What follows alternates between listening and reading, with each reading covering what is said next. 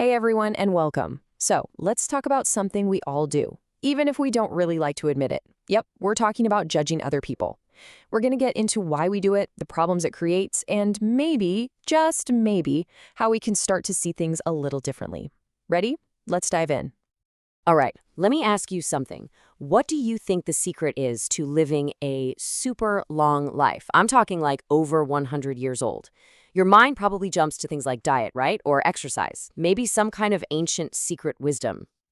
Well, the answer someone actually got was kind of amazing. It was just, mind your own business. And yeah, it's funny, but there's something really deep there, isn't there? We waste so much time and energy zeroed in on what everyone else is up to. And that right there is where judging really begins.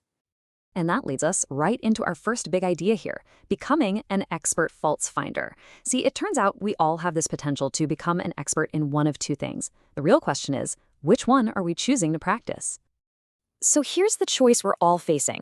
On one hand, you can become an expert in mercy, someone who actively looks for the good in people. Or you can become an expert in fault finding, where your brain is just wired to spot every single flaw and mistake. And let's be real, it's way easier to be the fault finder, isn't it?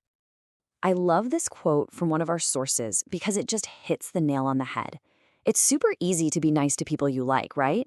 But what about that person at work who drives you crazy? Or that family member that just pushes all your buttons? That is where the real test is. And that's usually when our inner fault finder totally takes the wheel.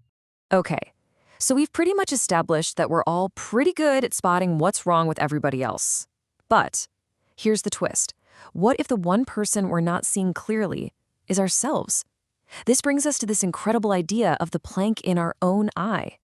This is such a powerful metaphor, and it's been around forever. The idea is that we can see a tiny, tiny speck of dust in someone else's eye, like a super minor flaw, with perfect clarity.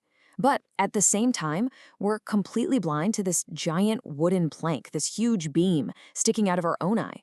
It's just the perfect picture of our own blind spots, right? And check this out. One of the speakers in our source material shared this hilarious but so true story. They said that twice in 1 week, they wore their shirt inside out for the entire day.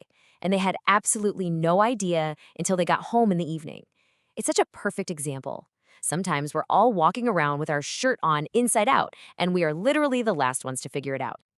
Okay, so if we're all natural-born fault finders and totally blind to our own stuff, what do we do about it? Well, the first step is all about an inner shift. It's about learning to become a master of mercy.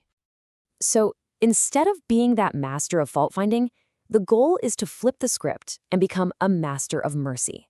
So what's that? Well, it means that when you do notice a flaw in someone, your first instinct isn't to judge them or tear them down. No, your goal is to help them, to correct them with love, to build them back up. You know, a speaker shared this really vulnerable thought about parenting that just lays this out so clearly. They realized they weren't being a master of mercy. They had accidentally become something totally different, a master of collection. And listen to this. It's so honest. The speaker said they realized they were basically correcting their kids like a bill collector, just keeping a running tally of all their mistakes. But then they had this huge aha moment. They thought, wait a minute, I believe I receive correction with mercy, so why on earth can I give that same mercy to my own teenager? That is such a huge shift from just pointing out faults to actually offering grace. But here's the thing, changing your own mindset is only part of the puzzle. Remember that inside-out shirt story? We just can't see our own stuff all the time. And that's where the other half of the solution comes in.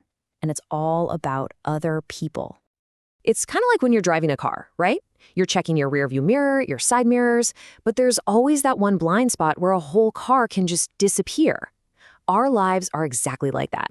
We all have these massive blind spots, those planks we were talking about, and the only people who can see them are the people around us. That's why having people you trust is absolutely crucial. And for this to actually work, it's got to go both ways. First, you need people who are brave enough to lovingly tell you the truth, to be the friend who says, hey, just so you know, your shirt's on inside out. But then, here's the other side. You have to have the humility to actually hear it and not immediately get defensive. So one side needs courage to speak, and the other needs humility to listen. All right, this all brings us to our last big point, and this one is huge. Every single time we judge someone else, or even ourselves, we're using some kind of standard, some kind of measuring stick. The big question is, which one? Are we using our own personal, made-up standard? The one that's kind of flawed, totally inconsistent, and pretty much changes depending on what kind of mood we're in?